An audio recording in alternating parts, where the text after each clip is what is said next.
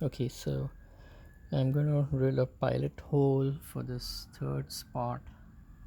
I've just lightly put in the other two screws just to hold the bracket, and basically I'm gonna just make a pilot hole for the third spot to mark the spot.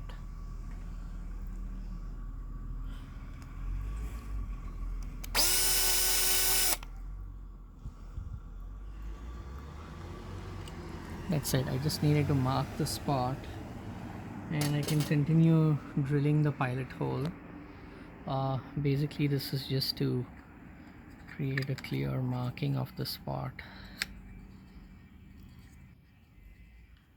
So I'm taking this off now, and there's the small pilot hole that I drilled. I'm just putting the straw back down for now.